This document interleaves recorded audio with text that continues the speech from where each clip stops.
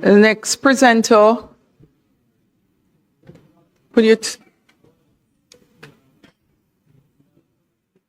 next presenter is the member from St. Catherine West. Next presenter is a member from St. Catherine West Central. Thank you very much, Madam Speaker. Madam Speaker, colleagues, I rise to make my contribution on this bill, the National Reconstruction and Resilience Authority Act 2026.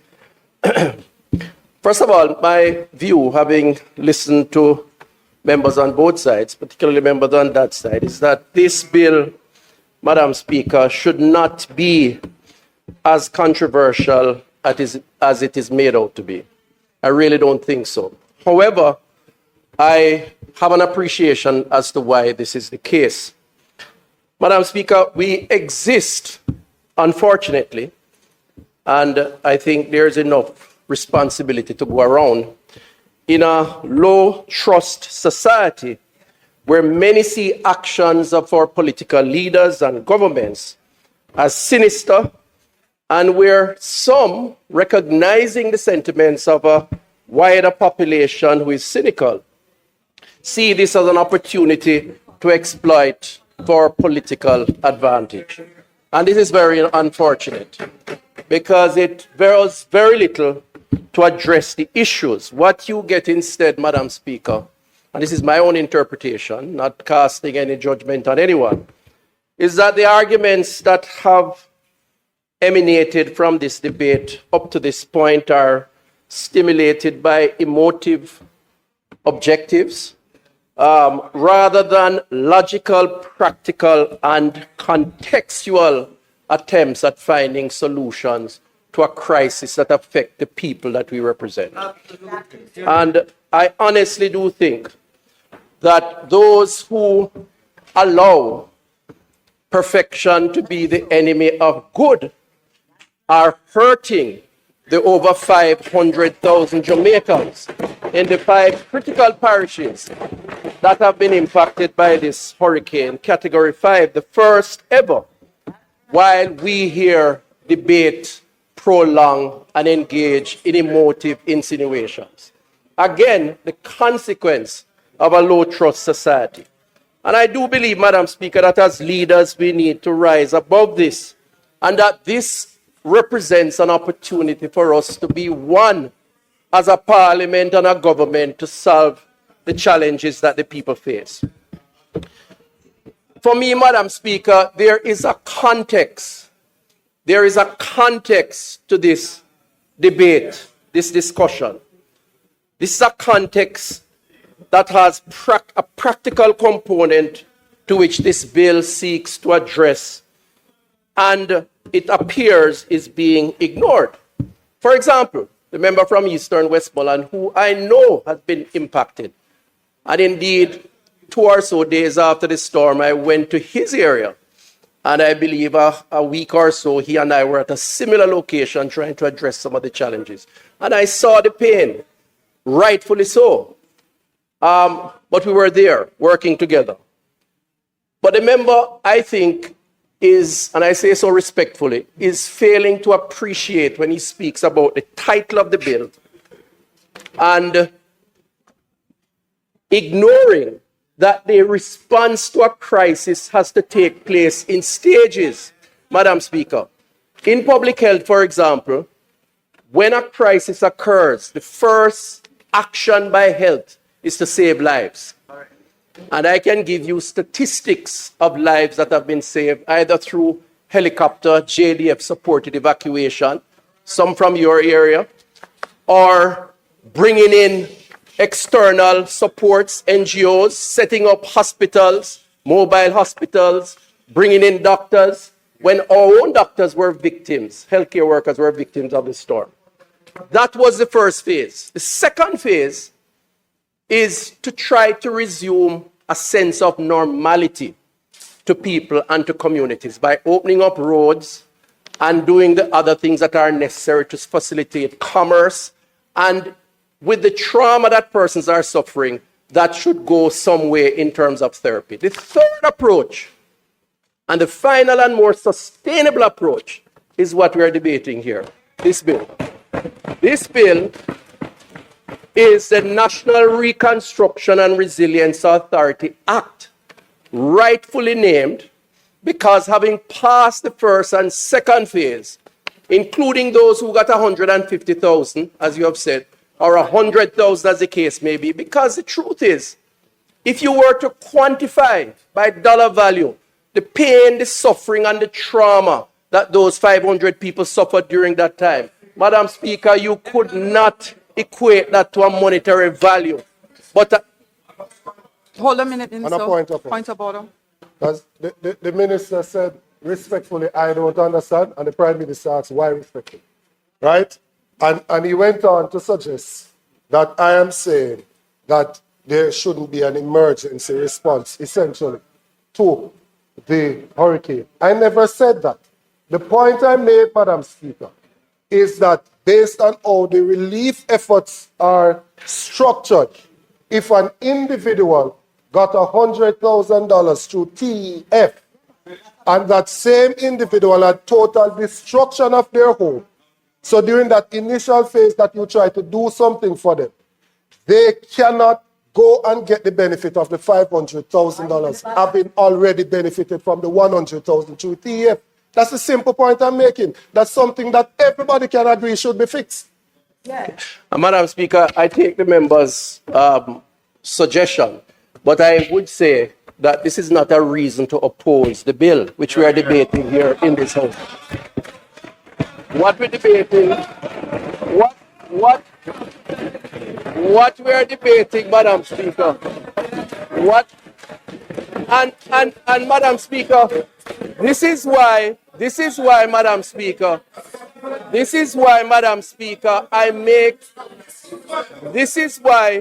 Speaker, if I may be allowed, this is why I started out by saying, member from Eastern Westmoreland, Madam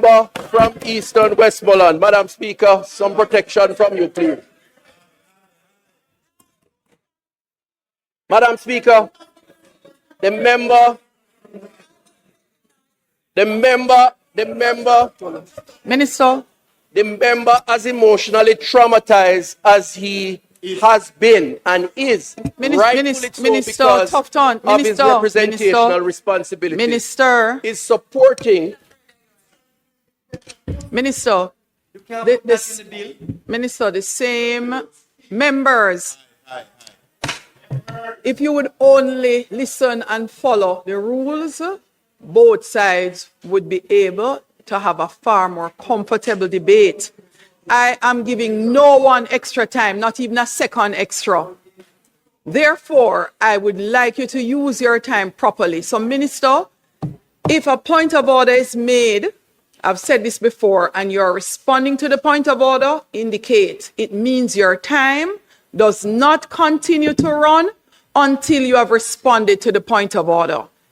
If you are ignoring the comment, then we continue. You do not need to indicate, you ignore the comment and you continue with your presentation in the debate.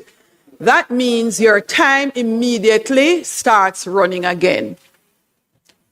Thank you, Madam Speaker. I'll say quickly, the only point I was making is that there are many times when representatives who have an issue on the ground zero, including the member who spoke, can take the phone and call myself as Minister of Health. We have had conversation to resolve issues of this kind, in this case, the Minister of Labour. However, being brought into this kind of conversation, to my mind, is exactly the point I was making. We are engaging emotive reasoning in order to not support what is the most substantial response for the reconstruction and resilience. And I'm saying, let us focus on what is important. But let me move on, Madam Speaker. Let me move on. So there are phases, and we are now in the reconstruction phase. So, Madam Speaker, what is the context that is important in the discussion around this bill? The first context, given that it is a crisis, is the efficiency, or indeed, for better understanding, the speed in which we work to truly restore persons and to make them more resilient against a Category 5 hurricane. And so the bill has to be structured in a way to recognize the importance of quick decision making. And I don't think we should make any apologies for it. I don't. In fact, if the members on that side are honest with themselves, they themselves have spoken about the inefficiencies of the current bureaucracy and the need for change. The very opposition leader has spent time talking about it. Is he now arguing that we should engage the very same process to deal with people who have emergencies? It cannot be, Madam Speaker. It cannot be. And indeed, Madam Speaker, history.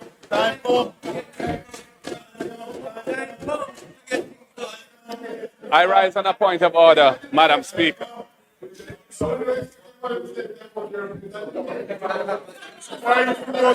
The member is misleading the House.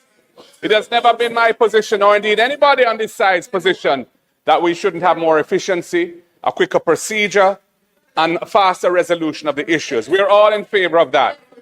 The fact is that the current bureaucracy and the way the government is interfacing with it has led to all sorts of problems, and which need to be addressed structurally. However, what we are complaining about is a lack of accountability, a lack of transparency, and a lack of oversight. And a lack of oversight. And a lack of oversight. So I'm not saying opposition leader. No, that's okay. That's okay too. Opposition leader. Opposition leader. Opposition leader. I've turned off all mics. Opposition leader. Prime Minister is making a point of order on your point of order. Hold on now. I'm asking, opposition leader, are you yielding? Madam Speaker, I'm not yielding. I'm simply saying that the minister is misleading the House about our position, deliberately, I think, because the position I'd like the country to believe is that we want to slow the recovery down. We would like to fast track the recovery. All right. But we want it to be done in a honest way. All right.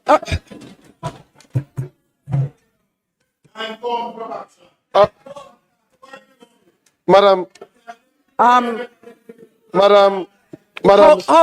Speaker. House leader, I'm having a challenge as well, so I would like you to address it in this discussion. Yeah. For far too long, persons use point of order just to disturb the other person and make a presentation. Yeah. We are required. No, after today's debate, you will see a speaker's ruling on point of order and how it should be utilized so that we stop abusing point of order. Yeah. Madam on Speaker, both sides. Madam Speaker, you have covered the ground.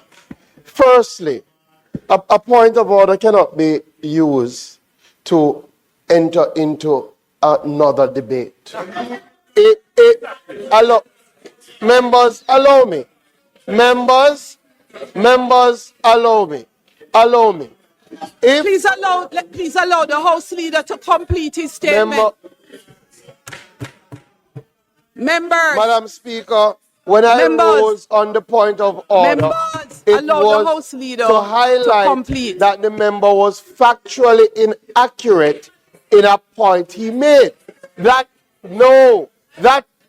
is different. That is different than a member categorizing an intervention. If I believe that your intervention means you are slowing down the process, I must cancel it at the debate without you telling me that I am misleading. You can intervene on facts. When the Minister of Electricity in Energy intervened, he highlighted that he was saying you are factually inaccurate on the numbers. That has nothing to do. Members, this is a debate. For the members who have spoken already, you have got your chance. When the response is, your response will be categorized. Unless there's a factual inaccuracy, do not enter on a point of order. Thank you.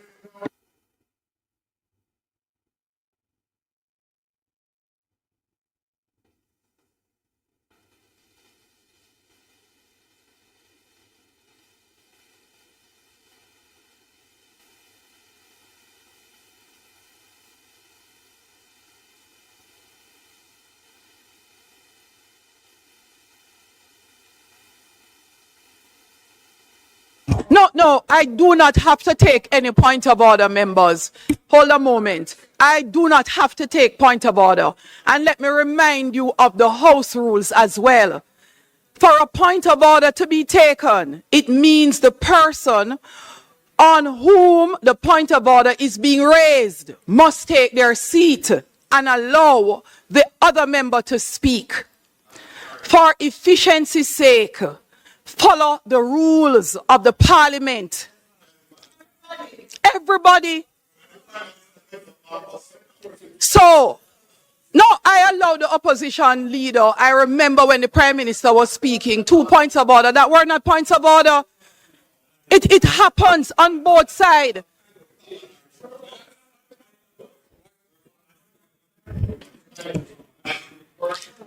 It is a courtesy. And I'm asking you for the efficiency.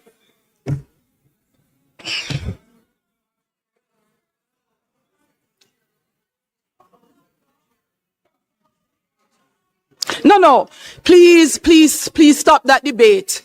Because when your time is up, your time is up. And it doesn't matter who you are in the House.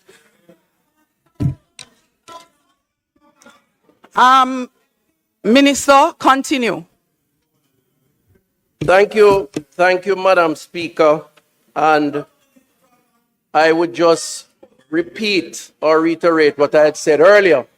For fear of being misunderstood, that there's a choice between being emotive in what we say to generate or play on the sentiments of a low-trust society and being contextual, practical in finding solutions to what is a crisis affecting over 500,000 Jamaicans in the first instance. And I'd say that the opposition leader can't have his cake and eat it. It's either he wants the efficiency of pace, or because he's allowing perfection to be the enemy of good, he's going to add layers of bureaucracy to slow down the process. On this side, Madam Speaker, on this side, it is important for us to balance the scales and to achieve the efficiencies that are required, but that's also the pace. And I give you an example. Since I was the Minister of Health during the 100-year pandemic called COVID-19. I want to give you one example because health is particular in these types of crises. We have to act very quickly, and sometimes we're accused of acting outside of the framework of some of the rules when we act in the interest of saving lives. You know, I recall when vaccines were scarce, Madam Speaker, and we were fortunate enough to get 78,000 doses of vaccine, but they were to expire within a week. And the task at hand was to accept the 78,000 doses, to give Jamaicans who were hungry for the vaccine to save themselves, or not to take it because of the close expiration date. We opted to take the vaccine. Right. Usually, if you know how vaccines are administered, it's normally the public health nurse and their support systems. The doctors don't get too involved in it. And I recall when we started the process at the national arena, the doctors who came to assist with the administration of the vaccine at some times were not allowed almost by the nurses who hugged up it because it was their responsibility. There's a process, a protocol that requires you to sit for 20 minutes to see if there's any adverse reaction. Well, at the end of the period, in order to distribute the 78,000 doses, I recall being in Falmouth Square with a public health nurse, with an igloo with ice with the vaccine, approaching a lady frying fish under a tree. She didn't even sit down. She took the vaccine and went back to doing her regular chore, abandoning almost all the normal protocols in normal time in order to address what was a crisis. That is a practical solution to a context which impacts saving lives. This is what this bill does, Madam Speaker, and we should make no apologies for it. In fact, Madam Speaker, the most honorable Prime Minister has given examples of countries that have had similar crises and have had to put special purpose vehicles in place. And we could expand that. New Zealand and the Canterbury earthquake recovery, 2011. Australia, New South Wales, 2022. And of course, Peru and the Authority for Reconstruction with change. All special initiatives to deal with a context and to find special arrangements to deal with the people. I urge this House, Madam Speaker, colleagues here, let us put, and I'm using your template now, let us put the people first when we consider the next stage of the reconstruction and resilience and stop engaging in a practice that will only delay addressing the concerns that they have. Madam Speaker, the next critical issue that I'd like to address linked to the bill, because I think it's in keeping with this low trust society that is creating this cynicism, is the issue of oversight. And the opposition has made heavy weather of oversight. And I do believe that issues around oversight is perhaps the bigger issue. There seems to be a lack of confidence in the process as being prescribed to implement measures and to provide the relief that the Jamaican people needs. And it's okay, I believe, to make suggestions to strengthen the bill. I have no issues with that, and I think we all should accept that. But I think to take extreme positions, which ultimately results in delaying the bill, is really not doing justice to the original intent and indeed many of the clauses contained within the bill. Madam Speaker, when you examine on balance the bill, there are sufficient positions and clauses that addresses issues of oversight, which I believe can accommodate appropriate levels of scrutiny up to the point of this Parliament interrogating actions that have been taken. Section 4 establishes the authority's function, including requirements for established performance indicators, reporting standards, project tracking systems, and compliance. And I hear the member talk about how do we know what will be done, what are the plans. It is contained in the bill in terms of the requirements to have a plan and to make that plan public, which gives you an authority the right to interrogate it. Financial accountability and audit oversight, section 9 to 11, requires the maintenance of proper accounts and records, the preparation of annual audited financial statements, access by the Auditor General. Madam Speaker, the systems that exist currently to interrogate the action of the leadership under these new arrangements, and annual reports that would be submitted to the Houses of Parliament and to the Senate. Together, Madam Speaker, these provide a robust framework for financial transparency, independent scrutiny, and parliamentary oversight. I am not sure which bill they are reading because it doesn't sound like the bill that we have here debating today, Madam Speaker. Ministerial oversight and planning discipline, section 10 to 13, requires the authority to furnish reports. And of course, those reports will find their way up to the Cabinet of Jamaica. The government, you know, one of the oversights of the debate is that the practical reality is that the government was elected to lead. Hear, hear.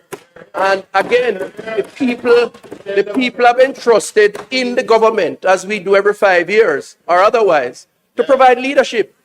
We cannot allow that leadership in a time of crisis to be stymied by the over-bureaucratization as insisted by the opposition. Because at the end of the day, they are the same ones who will come and accuse us of inaction to address the very problem that we face. And we can't do that. Cabinet control over approved projects and implementation plans, section 17 to 19, is very much there. Procedural safeguards for expenditure approvals and step-in powers, section 21 and 24, very much present. Madam Speaker, I really have to wonder if the members fully understands what this bill is about when it comes when it comes to balancing the need for speed to address an emergency, to address the 500,000 plus Jamaicans who are in need, with the need for oversight, which even the Parliament here is involved in providing. Madam Speaker, I close by saying St. Mary Western. St. Mary Western. this bill, Madam Speaker, should not be so controversial. Minister, you have enough time. I would like you to repeat the point you were making. I could not hear you. Thank you, Madam Speaker. I appreciate your protection. I was saying, Madam Speaker, that there are provisions in the bill to deal with oversight through the regular channels of oversight responsibility, from the Parliament to the Auditor General, to the Cabinet of Jamaica, to publish reports, PAAC, and I wonder, and it forces me to say that on that side, they seem to be caught up in the trap of the low trust society where they probably don't trust themselves. Why they provide the argument? And it's unfortunate. It is unfortunate because if Madam Speaker, we on this side trust ourselves to go right by the people, you don't seem to trust yourself while you're questioning existing arrangements that are in place for oversight. So, Madam Speaker, in closing, Madam Speaker, I wish I had a Naira for Cornwall. It would have been a long time. The procurement process for Naira takes between 6 and 12 months per procurement transaction. That is why it's dragged out so long. I wish I had a Naira. We should have declared Cornwall a national emergency and subjected to quicker decision making. But that's another issue. Madam Speaker, I close by saying that we should be careful. That we do not allow perfection to be the enemy of good. We should accept where suggestions can strengthen the bill. We should make those suggestions in all sincerity, bearing in mind that the primary goal is to address the plight of the Jamaican people who have suffered over the last number of months. If we did that, we would send a good signal to the country. We would demonstrate that as leaders, we want to go past this low trust society, and it is starting with us because we mean the people good and we put the people first. Thank you very much, Madam Speaker.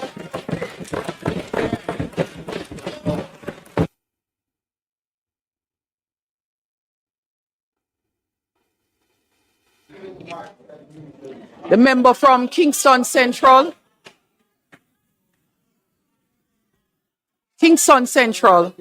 Donovan Williams, the member from Kingston Central. Donovan Williams. Member Donovan Williams, that's for the orderly's benefit. Donovan Williams, the member from Kingston Central, all the way to the back.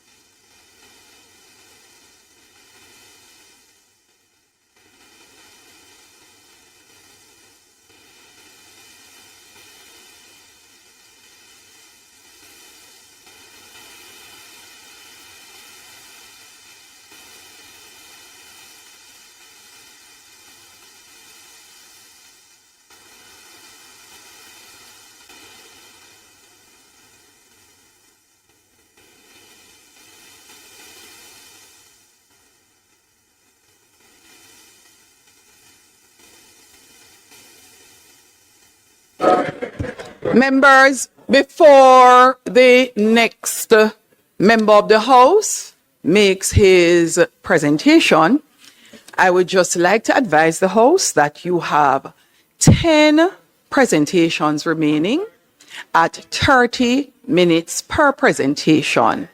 And that is 5 hours. So you can have a wonderful time making as much noise because the speaker will relax. The speaker will relax and allow us to be here for a long time. I would like to hear the presentations. And this being such an important bill, the people of Jamaica would like to hear the presentations. There is no food downstairs. In answer to your question. So members, I am asking you, please allow each other to make their contribution to the debate on either side of the fence. No, repetitions must be restricted to 0. As it relates to point of order, I think I have already stated, for those who spoke already in the debate, don't even think of standing up. And for those who intend to speak and gave your name, don't even think of standing up. When you speak, you can address whatever point of order you thought you had, whatever interruption you wanted to make. Point of order relates to issues that abuse the House itself, the rules of the House. And we'll go over it. But if your interruptions are for clarifications and the things that we abuse it for, please refrain today. The member from Kingston Central will now speak, and I beg you, House members, let us just abide by the rules.